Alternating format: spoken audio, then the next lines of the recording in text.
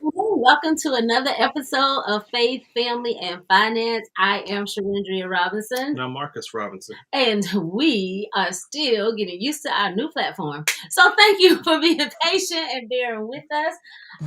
We dotted all the I's and crossed all the T's very early today. And yeah, here we are at 9:07. But we are happy to be here, and we are talking about one of my favorite topics. And so I'm glad that we will be able to talk about it, but we will also have some special guests who will also be able to share this conversation with us. So I thank them for joining us today. I'm grateful to have Bernard and Kristen Johnson who are with us, and they're going to tell us a little bit more about themselves in just a second. But as always, we want to make sure that you share this information, so share it to your various social media platforms. We are streaming on Facebook and on our YouTube channel. We ask you to go to Robinson Coaches because we are also streaming to some of our personal pages, so you may see them there. But make sure you like and subscribe the appropriate pages that are connected with Robinson Coaches so that you won't miss any of this content that we share from week to week. Again, I am just so delighted to be here with you all tonight. And I think I know these two individuals a little bit, but I didn't ask them to send me a bio or send anything. But I think we know them a little bit. First, faithful watchers and participants on this platform. And again, we are happy to be back on this platform. This is just our second Sunday being back in this space. After a year and a half hiatus. Yeah, it feels good, right? Not really.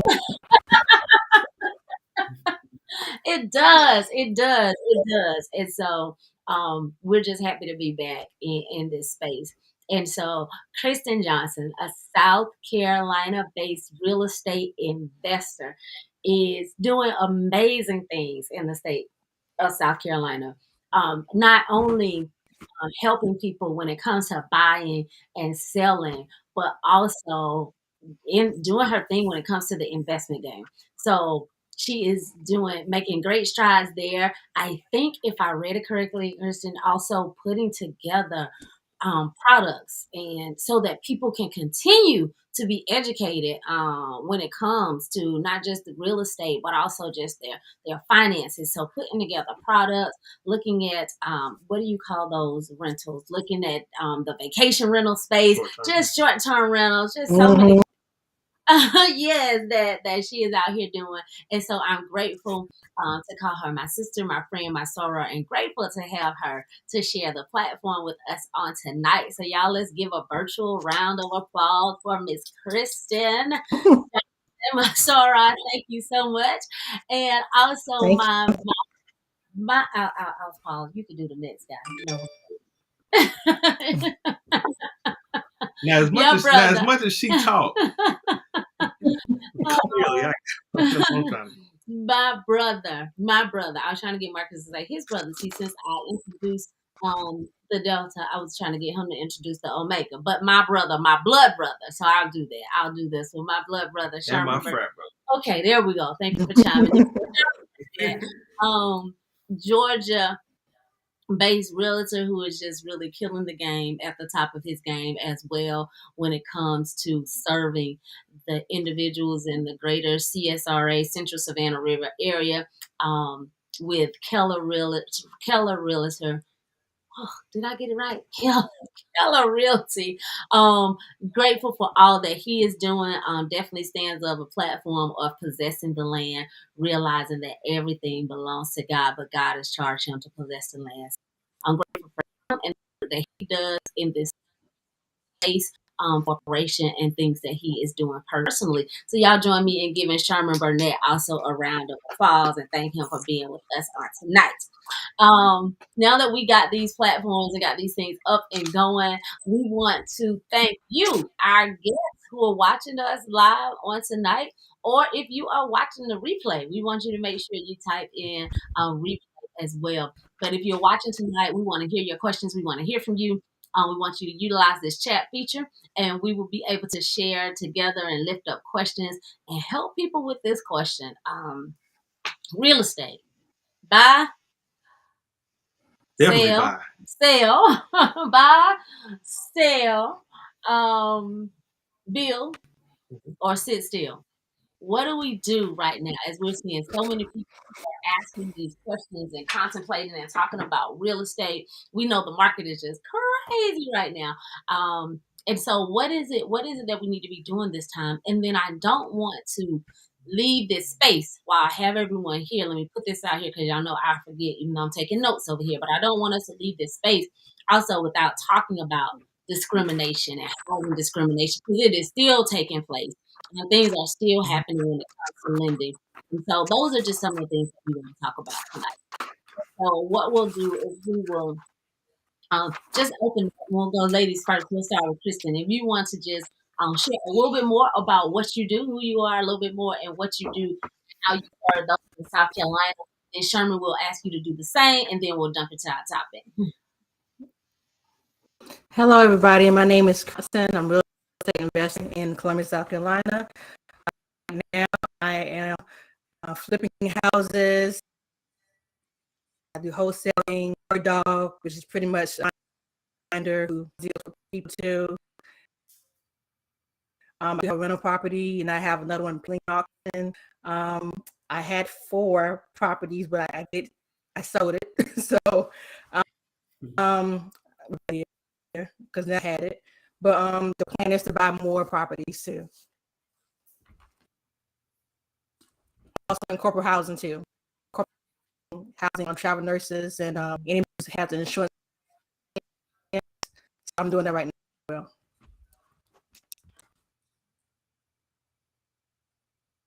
Traveling nurses is That's the way to go. yes, traveling nurses. That Yeah. is definitely that's a market. That's something that we're doing on this end as well. It's a good space to be in. So great, great, great. Sherman, you want to chime in? Yes, as they have mentioned, my name is Sherman Burnett, licensed real estate agent in Georgia, in South Carolina, but mainly primarily focusing in Georgia, in the Augusta, Georgia area, and currently focusing on primary residence for buying and selling, and also work with a few investors.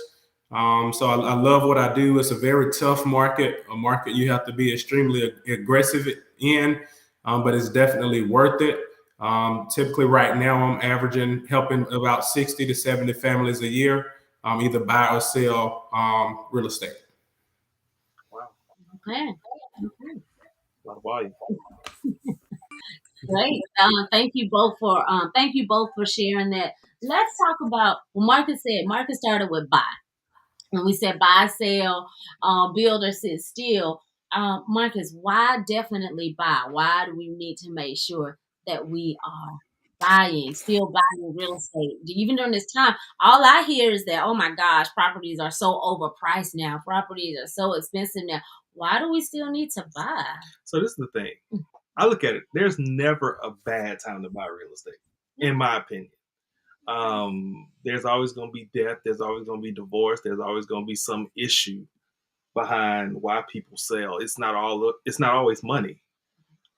Sometimes it's about a judge mandating that a couple may sell. It could be a probate situation. It could be a lot of reasons for people selling real estate. And so for me, I believe that there's no bad time to buy real estate, whether it's a up market, down market. At the end of the day, I just look for a deal that makes sense to me and our group. And so I definitely say you should buy in this time. But we sold, I think, 17 properties last year. So it's also time to sell. um, and for us, and I mean, this is just purely as an investor. Um, some have the thought that you should never sell your assets. We have the thought we sell some assets to get into bigger assets. Um, and so for us, it just depends on your goals as a group or as an individual as to why you buy and why you sell. But I think that this is a time to buy, and it's also a time to sell, and it's a time to keep. Okay. All of it. It's a time to do all of it. Okay, whatever. It's a time to do all of it. Y'all want to chime in? Either one. I guess I'll chime in. I definitely agree. It's always a good time to buy. People who said the prices were too high 2 years ago wish they would have bought, and so now they're really feeling it as they see their prices continue to increase. Um, as far as interest rate have increased dramatically over the past 2 to 3 months, but it's still a good time to buy because the Federal Reserve have already announced that they're going to increase the base rate at least 6 more times this year. And so rates are only going to go up, and you can always refinance your interest rate and get a lower rate, but it's more than likely you'll never be able to get the price for a lower price. And so buy now, lock in the interest rate you have. 2 to 3 years, when the interest rate go down, you can refinance if you would like to, and not do a cash out, but just to lower your interest rate. I agree. So the house that I in 2019, I sold it for $115,000. And it's worth $160,000. So I wish I would have kept it because I would have had a lot of equity in the house, but I sold it. So that's really always a good time to buy houses, sell houses. Now, interesting enough, when you talk about buying and holding, which is sometimes things that we often do, you get into this whole refinance piece. I guess this gets into what lending practices look like and what requirements look like in terms of lending practices. Is it getting more? Do you see, Sherman? Is it getting more difficult for buyers to qualify for traditional financing at this point, or is it about the same? Is it easier, or what? I've been seeing it being more difficult. When we just saw an increase in the market, and even prior to the pandemic, most lenders had a baseline credit score of 580. They could do an FHA loan. Once the pandemic happened, I saw many of my lenders raise that amount and say, "Hey, Sherman, we just really want 640 and higher." Some of them have now came back and went down in between. But it's beginning to get harder and harder to buy because the interest rates are going up. So you qualify for less house, and you have so many large companies now who have real estate as a part of their portfolio. And so you are competing with major companies who can put an offer in and do an appraisal gap. And so I do see, one, that it's harder to qualify, and then two, even once you're qualified, find a house that you desire for the approved amount. So I do see it being a more difficult task. Okay. Let's get. So Robert has a question. So is refinancing is a good idea for rental properties? So refinancing is a good idea for rental properties. I guess he's asking your opinion. Yes or no? In my opinion, what are you refinancing for? Are you refinancing to pull out cash to buy more properties to increase the portfolio? I think that would be a good idea if you're doing that. Right now, if you're just pulling out to do a cash out, I would think about the where you at with your rental rate. Because if you're refinancing to do a cash out and you're gonna forego a 2.5% or 3% that you got 2 years ago to a 6% rate now, and you just to cash out, but you're not going to be able to increase the rental rate, then I don't know if that would be a great idea. Okay. Increase portfolio one day. If you're gonna increase that portfolio, I would look at doing a if you're looking at increasing that portfolio, that necessarily wouldn't be a bad idea, but I would talk to your lender and find ways that you may be able to utilize some of that equity without increasing the interest rate at this time. Because you could do different options like a line of credit without refinancing it, completely changing that interest rate. Kristen, you ready to chime in? You chiming in over there? Thanks, Sherman. I know I was gonna agree with him. I was about to say line of credit would probably be the best thing is doing. Okay, the line of credit. All right, Robert. I hope that helped. I was telling Marcus about someone I know who is looking to buy. So let's talk about home buyer. You're already in a home, already owned your home, but just want to buy something else. Whether you don't like the neighborhood anymore, looking for something different. You know, as people age, sometimes they don't want things that have a lot of stairs or things like that. And so if that person is looking to buy right now, though, one of the things that I hear people saying, I want to buy, but I just want to wait because the prices are so high. I'm not pressed to move. I'm just moving because I have the choice. I have the option. It's something that I've been thinking about, but no one ever thought that things would get like this. Are they only going to get worse? Should they go ahead and buy? And I know a lot of this stuff is situation specific. Or if you can afford to wait, should you just wait, hang tight, um, and buy something that next year or the next 2 years? So basically, wait until prices go down. Yeah. But is that going to be a thing? I mean, do we really know if that's a thing? Y'all have had it. Is that a thing? I doubt it. So the thing is this. I believe in market recorrection, right? Market correction. So these prices, these house prices, I believe they'll come down some. I don't think it'll be like major price reductions.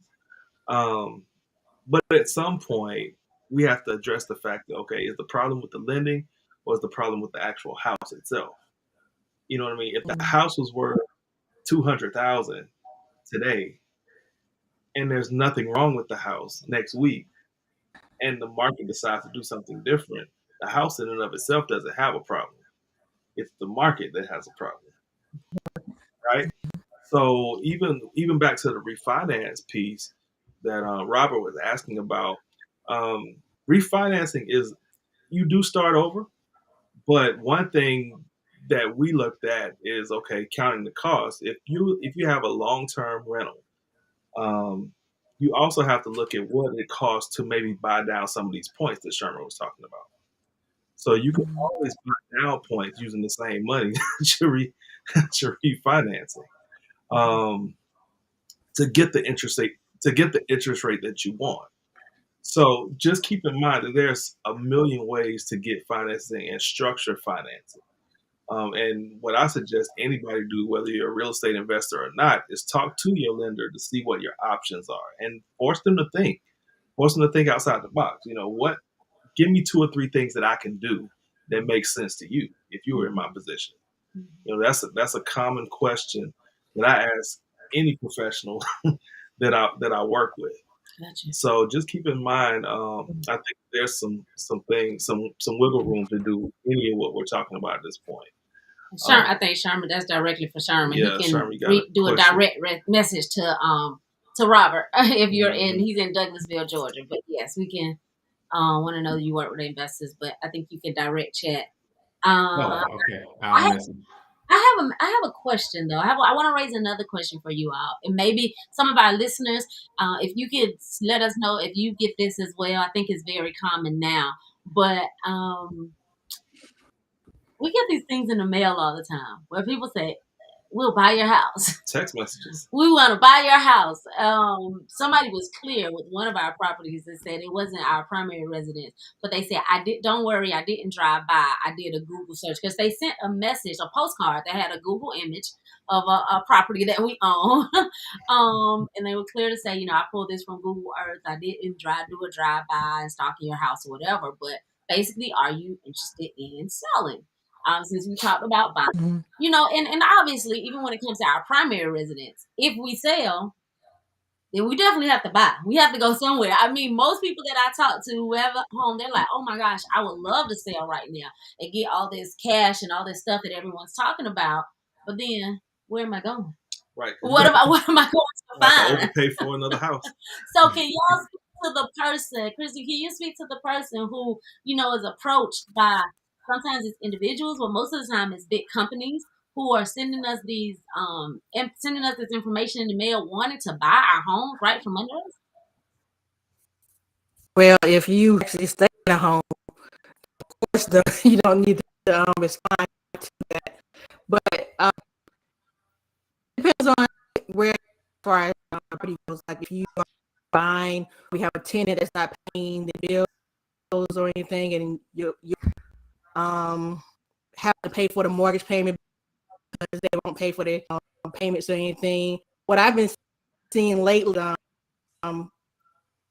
you have landlords that will sell their property and they're willing to take anything, especially if it's way above than what they usually get, because their tenants did not pay for.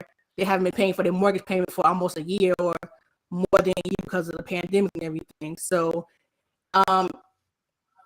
what I've seen is like the rent is like 600 or 700, like very, very affordable, but they can't keep up with inflation. So they have like big hedge funds coming in, but to go ahead and sell it to them because they're not able to utilize the mortgage payment for them paying it for themselves. So I don't know. I guess it's a case by case situation for me. Now, I mean, actually, was about me. Did I see that postcard? No. Okay. Because I'm not gonna lie, I do. I mean, put down there. I go by case situation. I do send out some postcards, but I never send it to people who actually lives in their properties, like more so absentee owners, and if they're like either probate or tax list or like yeah, those make sense. Yeah. code violations, to motivate just random people, who sell their properties or anything. So I'll just make it as me. No. Well, think of it this way: if it was you, that means your marketing worked. Oh yes. Okay. Yeah. No, I mean, we get text messages, we get emails, we get all types of stuff in reference to selling property. I do too for my rental property. It's okay. I just think it's a part of it right now. Just to say something, Cottrell post, she says SC stays plus for the unpaid rent. So SC stay is a place where, at least in South Carolina, you can get help with tenants that didn't pay rent. You can send them there. Plus. Okay. Mm-hmm. Yeah, and I mean we got a tenant who was maybe 4 or 5 months behind. It was pretty rare for us. People actually did pay us, thank God, in the pandemic. It was pretty, yeah. But we did have one that was several months behind. The SC Stay was a really good resource for them. They sent us the check directly, and so yeah. I mean, we just worked with them in order to get what they needed caught up. So it is a good resource. You have Section 8 tenants? I have a few, not a lot. We kind of got away from Section 8 rentals a while back, but I think we have. It's less than 10 now. It used to be a lot, but it's less than 10. And the reason for us, it had more so to do with the fact that it was harder and harder to get rent increases. So they don't talk about that. Yeah, I mean the money was consistent, but just know if you're gonna rent the property for $800, you might want to plan to do that for the next 7 to 10 years because they don't really do a lot of increases, and you have to apply every year in order to get it done. And most of the times you get denied. So they don't keep up with market rents. Oftentimes their comparables are amongst their in-house comparables. So they compare, your subject property with other Section 8 properties, not with market rent properties, which is a big difference. So that's the reason they don't give a lot of increases. In housing authorities is nothing more than a big nonprofit, really. And so they don't have the money to do these increases. But in some situations, Section 8 housing and Section 8 rental and investing does make sense. Yeah. So I want to pause and just put a plug in real quick. If you are watching again, thank you for watching. We see Robert is in Douglas, Georgia. Marcus asked earlier, I mean, share with us where you're watching from. We appreciate you for taking time out tonight. Make sure you subscribe to the appropriate channels, the appropriate Facebook and YouTube channels. We would love to make sure that you are getting this information on a weekly basis. We're here every Sunday at 9. And so we want to make sure that you are getting the information. I want to talk about, because we brought up the notion of refinance and even just getting approved. And unfortunately, in 2022, we are still at a place where people of color are being discriminated, even when it comes to housing. Still, we are still facing that. And one of our larger retailers that is under a good bit of scrutiny right now, not to single them out because it's happening everywhere, but I've seen in the news and a couple of reports online with the situation that's going on with Wells Fargo. And again, you don't have to speak to specifics. You went out with them. One of the reports that I was reading, I mean, this is a study, if you want to look it up or find the sources, published by Bloomberg, and it talks about Wells Fargo and this whole refinancing and housing discrimination. And basically, when they looked at 2020, when people were trying to refinance, their approval rates were higher for the lowest income white Americans or white applicants than they were for any other. So they gave, if you are high income African American, you had more of a chance of not being approved versus if you were a low income white American. I mean, just clear, blatant discrimination, and it was across the board for Hispanic, Asians, and blacks, as far as those lowest in lower income or the lowest of the income of whites having higher approval ratings than anyone else. And it just saddens me that that is still happening in 2022. It saddens me that, I mean, I'm tired of this narrative. I don't want to continue to talk about black and white, and maybe that's just naive of me, but I think we've come so far, as even when it comes to housing, that why are we still at this space, and when will we move from this space of dealing with this discrimination? And have you experienced any of that with you or your clients?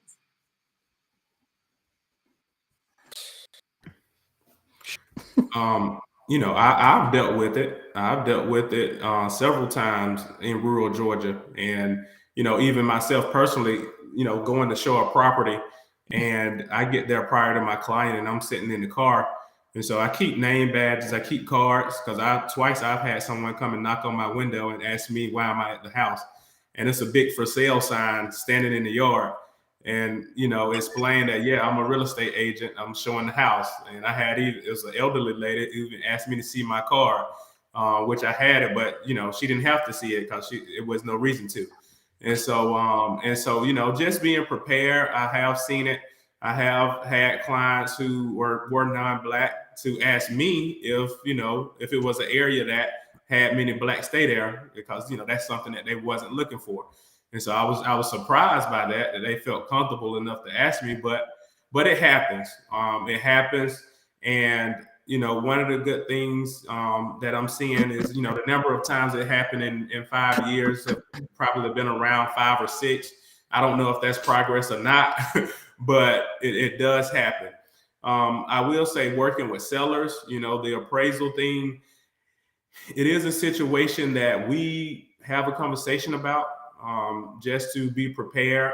And when we're or staging the house and preparing the house for sale, trying to basically show the house in a way that no matter what appraisal will come in, that they wouldn't have an indication of who owned the house, just to ensure that they get the max appraisal when they're trying to sell the houses. And so just because we have seen situations in the market in which there look like it's a discrepancy based on the values, depending on the race. And so it's a conversation that's happening that shouldn't be, but it's still a part of it. Wow. Wow. So even when it comes down to the appraisal of the property, you're saying that there are still some, when it comes down to the appraisal, that if I had, so I don't need to have my pictures up in my house. I don't need to have my pictures up, my personal pictures showing my family or anything like that. So that, because that could skew my appraisal of my property. Yes, and I wouldn't say it's something that's frequent, but we have seen signs of that. And so just to ensure that they're getting the max value when they're trying to sell their property as their neighbors, then we take, the measures necessary to ensure that they're maximizing their profit, just like anybody would want to do when they're selling their house. And so certain things like what, like I guess what? Yeah, declutter, of course, that's everybody. And a lot of clients, they even bring it up, when I talk to them, and they'll end up taking down certain African art, or artwork that's on the wall, and just, your generic home goods, at home generic decor on the walls. So And just so, keeping it, just showing the house as opposed just to showing the house, neutral. And then also, and I would say, typically in neighborhoods where if you're a minority and you're staying there and you are or not the majority that make up the neighborhood, especially if you make up a small amount in that particular neighborhood. If it's a neighborhood where the majority is African American, is not so much needed because everything is kind of on the same playing field. And so, but it is a conversation that's being had. Have you seen that, Chris, as an investor, in terms of getting financing, or even the people who rent your properties? From a oh, go ahead. Go ahead, Sharon. Oh no. You go ahead. Sorry, Kristen. No, you're fine. Well, when I was trying to sell on one of my properties, I kept getting lowballed after the house was being renovated, and then other people who they took the price that I wanted as face value. So, and I would say it was non-black that was really lowballed because of the neighborhood being predominantly black, So, but then we were able to get another seller who happens to be black, and she made it like a little above price. So, just say because the house has been fully renovated, and not only that, I know for a fact, I know the comps because I have a house right across the street from it, so I can utilize those comps. So, sad, but it is what it is. Interesting thing is, one thing I try to say to people who whether they're a realtor, whether they're an investor, is to know your numbers, because at the end of the day, right, if you've set the comps, you know what they are, and you have something to refute things that might not seem right. I mean, and it's funny because we try to make it a practice of setting comps as well when we go into an area, buying 2 or 3 homes at a time, just because at the end of the day, I know how much I put in it. I know what it's renting for. I know the 3 approaches you can take for valuation. And so it's one of those things, once you know what you know, sometimes it helps to have conversations with the appraisers. And I generally meet my appraisers out there. I mean, the bank sends whoever they're going to send.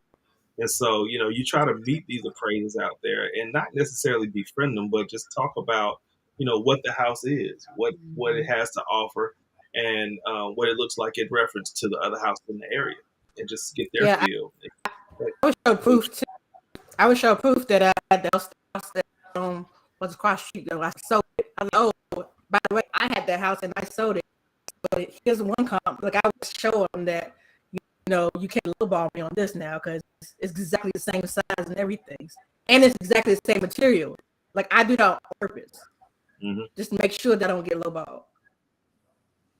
So. Yeah. And I was going to say too, so with the, if you're selling a house, if you just because a house don't appraise, you don't have to automatically drop the price. And, especially if your realtor have comps to support it, then, you can stand firm on your price, and the lender, they can request a new appraisal for the buyer. And that's something that can happen. And based off, if you get another appraisal, more than likely you would get a different number. And I usually meet my appraiser there as well and have comps to support where we at.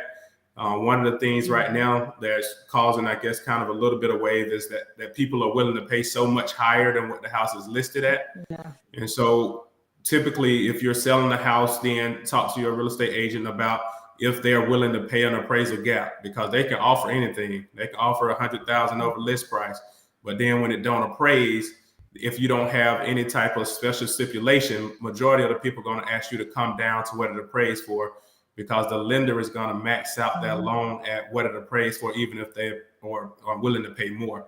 And so if you are asking 50,000 over list price as a seller, and then see if that buyer is truly willing to pay that appraisal gap. So if it appraised for 50,000 less, they'll cover that 50,000 out of pocket. And so, just from a standpoint, if you're selling, now, of course, if you're buying, you don't want to, that's not good for you. But if you're selling property, if someone put an offer, an outrageous offer, don't just accept it. Ask them how much are they willing to cover in an appraisal gap, so you can really see if their money where their mouth is. So. That's really good. That's a gem. Now, I noticed that there are people from rural areas on. Does this same type of mindset in reference to appraisals work in the city as well as rural areas? Are there any differences, appreciable differences? I would say it's really a struggle right now. I'm seeing in rural areas on even getting an appraiser to pick it up, to do the appraisal, because they're so busy right now. If it's not a VA loan, the appraiser don't necessarily have to pick it up. If it's a VA loan and they're the next one on that lender's list, they have to take it. And so that's one good thing. If somebody have a VA loan, a lot of people look down on it. But if you're selling your house in a VA buyer, you pretty much going to be close to closing on time, because that appraisal won't be delayed. I had an appraisal, a quadruplex recently listed, and it was under contract, and it took 3 months to get an appraisal because nobody didn't want to go to Waynesboro, Georgia, which is like 45 minutes or maybe 30 to 45 minutes outside of Augusta. And it was a quadruplex, so they said it was a unique property that didn't have any comps. And so they end up charging the buyer $1,600 to do an appraisal that typically would cost $600 maybe. And the buyer did it. So I'm seeing a harder issue with anywhere that's outside of the metropolitan area where the appraisal at, and it's not a VA loan. It's a huge delay, and that was our last chance. They wasn't going to have an appraisal do it, and if it don't have an appraisal and you have financing, you can't close the loan, because most lenders going to require some type of appraisal just to mitigate their risk in lending the funds. Absolutely. And I say that because I know that there's some investors from some of the rural areas on tonight. And for instance, we got out of some of the rural areas that we were investing in for that reason. Literally, you couldn't get appraisers to go out. Even the contractors in some of the rural areas, it was just a very different experience after 2000 and what this thing 2020, this pandemic. It was different because they were looking at appraisers were looking at quality of work a lot more closely if you can get them out there, And then the other thing was you would have pre-qual letters that expired at a certain time. And so if you couldn't get the appraiser out and the buyer's pre-qualification letter expired, then you had a whole other issue. And so I was wondering, I wanted to get your take on whether or not you were seeing something appreciably different in the rural areas, because it can have an impact on investors investing in those areas. Right. Well, and Cottrell list, that she's dealt with it. She had a white bank manager to deny her company a loan, and then she went to the same bank in another city with a black manager and got approved, and none of her information changed. Nothing changed, and so we are seeing this. But one of the articles again from the Bloomberg report talks about, and Sherman, you touched this a little bit, but talked about um, areas of color, like predominantly African American neighborhoods. So if you're looking at like Fulton County or Cobb County, certain parts of DeKalb County and Atlanta, around the Atlanta area, people are seeing again very high wealth individuals struggling to get loans or struggling to get refinancing once the lender realizes, oh, this is who I'm dealing with. I mean, one of the cases, the guy had 800 credit score. I mean, the creme de la creme when it comes to credit scores, but still, um, the amount of, I was about to say a wrong word. The amount of oh, the amount of BS that the lender put him through was was just absurd. It really was. And um I just, again, I don't understand that when you have very high wealth. I think this guy was an engineer and his wife was a doctor. And I understand it's not just about the income. You got to look at the debt to income ratio, but all of the stuff on paper initially was fine. But when it came down to it, there were just delays, and ultimately the bank just decided it wasn't a good fit for them. And I love when they use that language. Like, it's just not a good fit right now for our portfolio. But we do I have. hate that though. I hate that we stuff like this because that's generational wealth right there. You allow us to not have access to funding. That's a big issue. But then you have some certain people that say a handout, put a handout, handout is a hand up. I mean, we're still going to catch up for 400 years. You know what I am? Not being able to have access to funding because of the color. So we just want equity. That's all we want. But some people don't understand, or they do understand it, but they want to.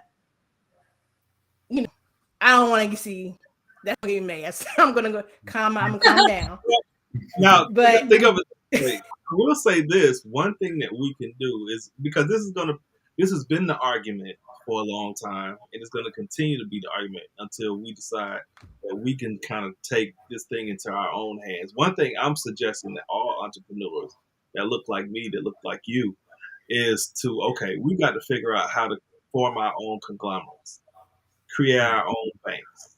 Because, and I don't mean that in a formal way necessarily, but just like other groups get together and they buy real estate as a group, that's something that we've got to figure out how to do. We've got to get our attorneys involved to teach us the right way to structure these types of things, because nothing is going to be given to us.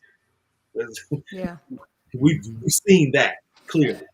And so this is an age-old argument. It was an issue in the 70s with redlining. It was an issue in the 80s with redlining. But the reality is, people are not going to correct the things that were done to us. Okay, yeah. I wish it was the case, but it's just not. And so the question is, where do we go from here? I think that what we have to do is we have to figure out ways to pool our money together. Group economics, group politics. These are the only things that's going to deliver us other people. And so this is not a Christian issue. This is not a I agree. Muslim issue. It's not. This is a straight economics. I can do math type of issue. And so until we understand that that's where we are, we can't get any further. You gonna pull your money with me to buy property? I think we sold that up about 17 years ago. Yeah. 17 years ago, well, not quite 17, but about 7 years ago, we had this opportunity to build. So I wanna round out talking about building. I was excited. We had picked a lot. It was perfect. It was exactly where I wanted. And I didn't think this was right, but just because there just so happened to be twins baking in the oven and not one child, we abandoned the building process. So all of a sudden, it was just like, hey, we can't do this. I was okay with Um, it. and I didn't understand that, but we didn't build. We still have the land. I believe it'll come one day. I'll find if it doesn't. But we didn't build. Sherman, you on the other hand, you just built. Got the addition of your fourth child. Praise the Lord, congratulations. And so y'all build. But I want to You talk about won. you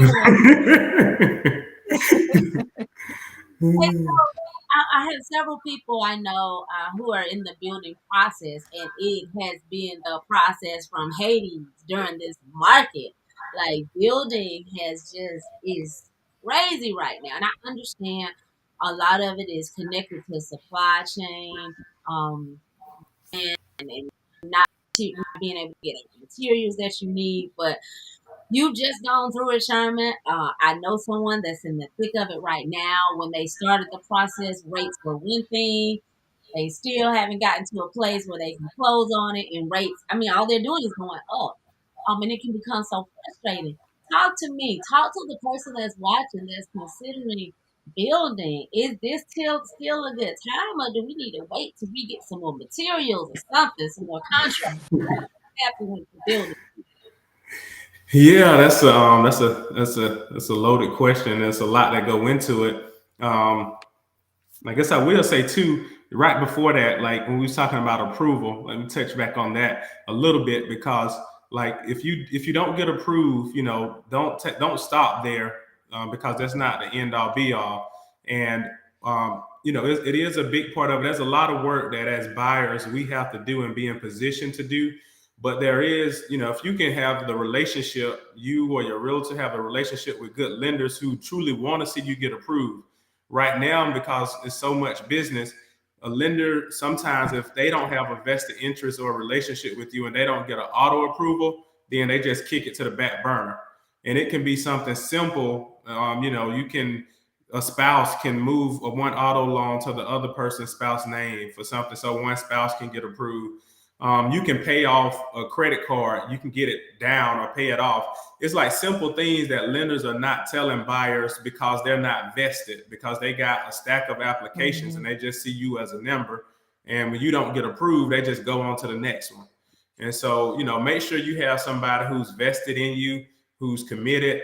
And a lot of times, unfortunately, that it be people who look like us who will, okay, I want to see you get a house. And so they'll take that extra step to see what you need to change on your file to get approved. And so I'll say that's a big part of it too. As far as building, if you can build, I do think it's a good time right now, because I know a lot of people are waiting for things to go down, but I just don't think. I think the trajectory of how fast things are going up is going to slow, and we'll get back to a normal pace of increase in houses and in product. Like year over year, we typically, the normal average increase in price and materials was 7%. We've been seeing over 20% the past 2 years. And so I think it'll slow, but I don't think it'll go in the opposite direction. And so because of that, if you're looking to build, I still think it's a good time to build. And I guess just depending on which way you're doing it, if you're building in a subdivision and they're building basically like a spec home where they have already the layout, they're going to pick out the majority of things, and you may be able to build, may be able to choose paint color, cabinets, some things like that, and you can have a price going into it. Then okay, yes, you're locked into that price. If you're talking about building a custom home where you're picking out the majority of the items and you have an idea of what the price will be, but everything that goes into it, the cost is going to be added to you. Now that's a different conversation, because that can be a lot of variation into that.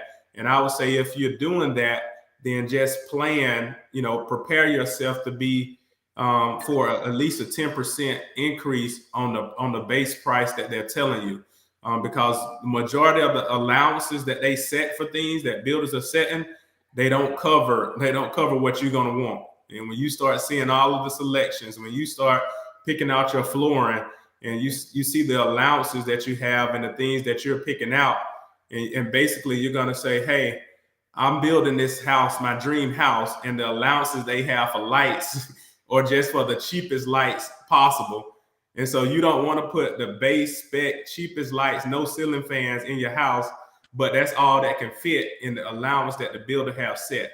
And so if you're building, make sure you talk about the allowances and the budget and what type of material and product that equates to, so you're not setting yourself up for failure and you're getting way off budget. Because if the base price they tell you is the max that you want to go up to, you're going to really set yourself up for disappointment, because the price is going to be higher. Every cost that they have is going to be transitioned to you. Most builders take out a construction loan when they're building, And so the interest on those construction loans are going to be your cost. And so that interest is not cheap. And so if a builder will say they can build it in 6 months and it take them 10 months, you're paying 4 more additional months of construction cost loan interest that you wasn't equated for. And so there's a lot of unknowns, a lot of factors. I would just say plan for the worst, hope for the best when it comes to the dollar amount. But you really got to stay on the builder. You really got to check the process, see if they have a system in place, see who the superintendent is, get timelines, talk about what's the communication style is going to be like before you all start. Because once you sign and once you pay a large construction deposit, 5%, 10%, whatever they may be requiring, typically and legally, you don't, if you back out, they don't have to give you that back.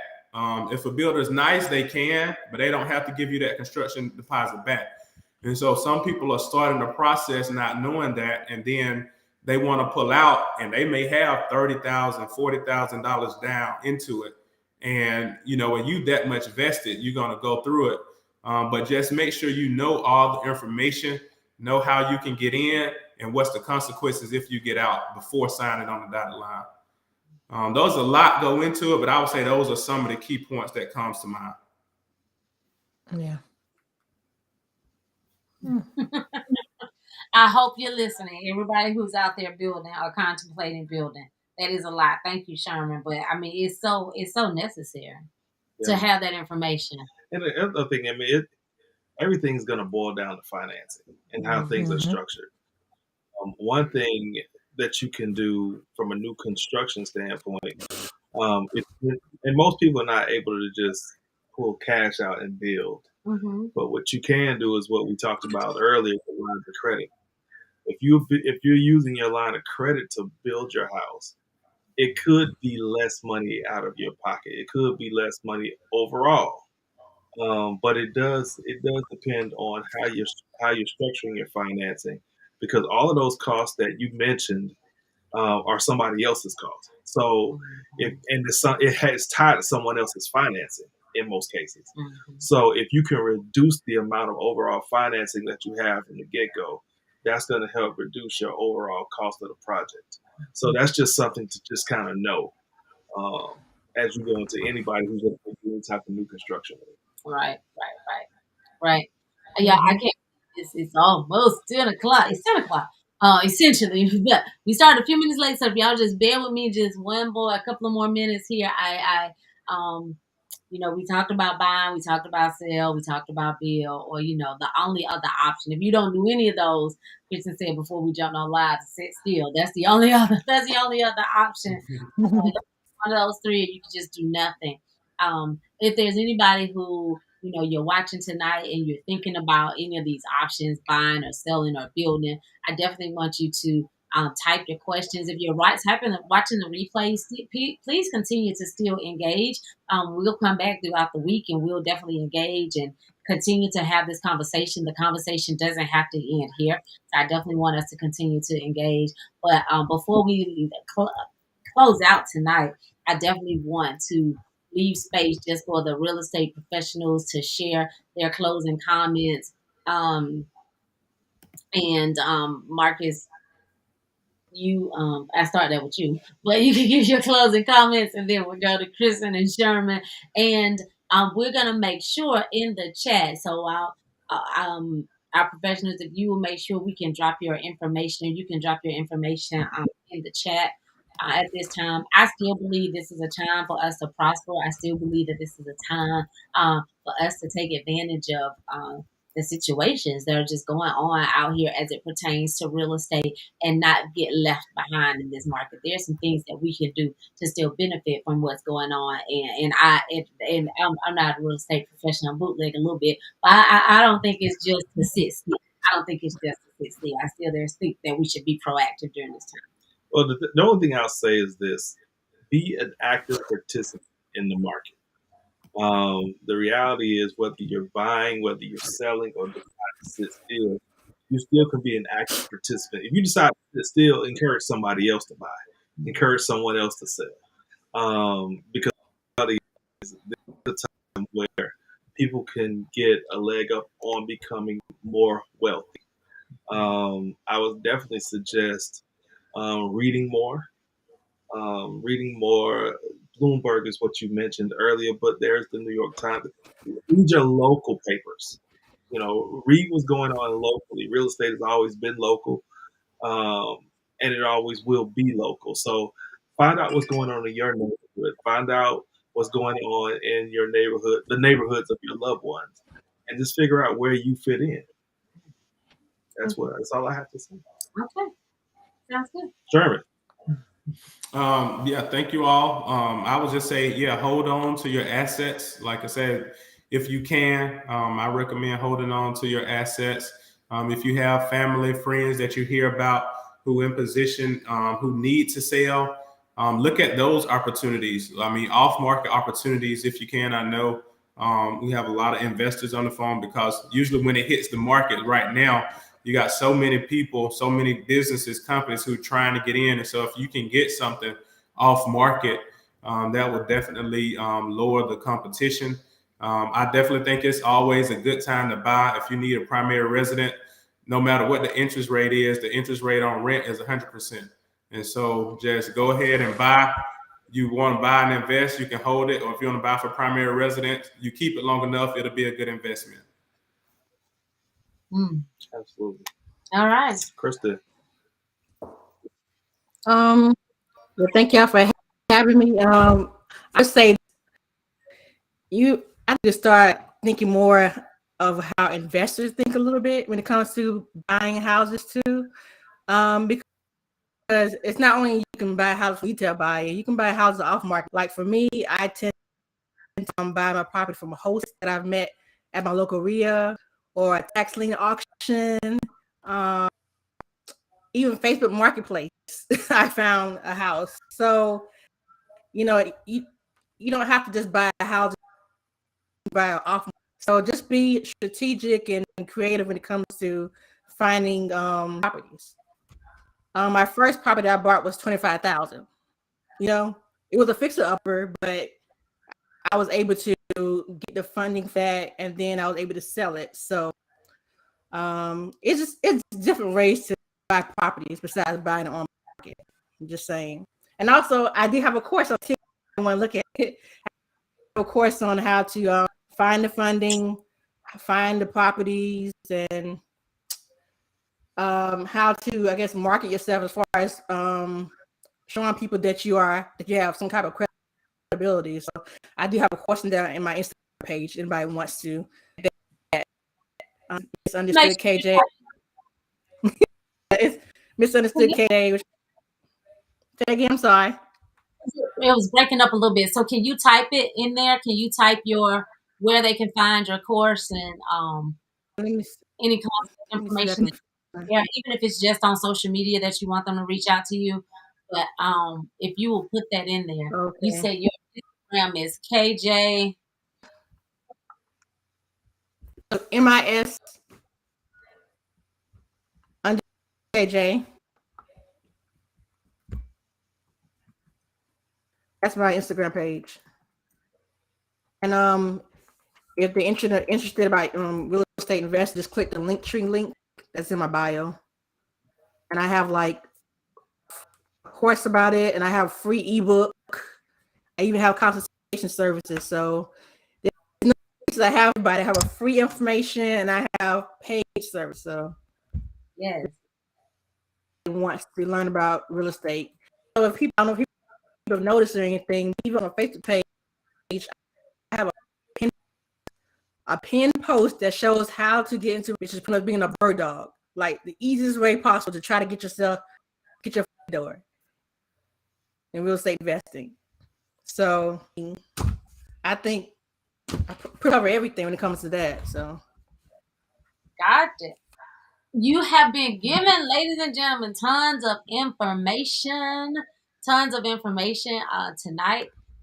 We want to take that information and, as I say on Sunday mornings during the sermons, don't just be hearers of the word, but it's your time to be doers of the word. So let's make sure that we're not just hearers only, but that we go out and we do and said that we go out and we do what these individuals have shared with us today. Sharma and Kristen and Marcus, we thank you all. Sharma and Kristen, we thank you for being our guests on tonight. Marcus, I thank you for sharing your real estate expertise. But we thank you for being our special guest on tonight. And again, those of you, our audience, thank you so much for your time, and thank you for sharing with us as well. We appreciate your dialogue. The conversation wouldn't be what it is without your comments and without your engagement. Please take a minute, and once this broadcast ends, share this broadcast with somebody. Or if you know specifically someone needs to watch it, type their name in the comments. Type their names so that it will go directly to them and they are able to see this information. We will be back at the same place. Same time next week. We're gonna figure out all these kinks this time. Third time's the charm. Back here next week. So we ask you, are we gonna be here next week? This month is we're gonna be here. I think we're still gonna be here. We'll still be. Oh, no reason not to. Okay. We'll be here next week. So we'll see y'all then. Y'all have a great night. Now notice that wouldn't even be a question if it was I knew he was gonna say something. Jesus. Almost made it through without drama. Love y'all. Thank you so much for watching, and we'll see you next week.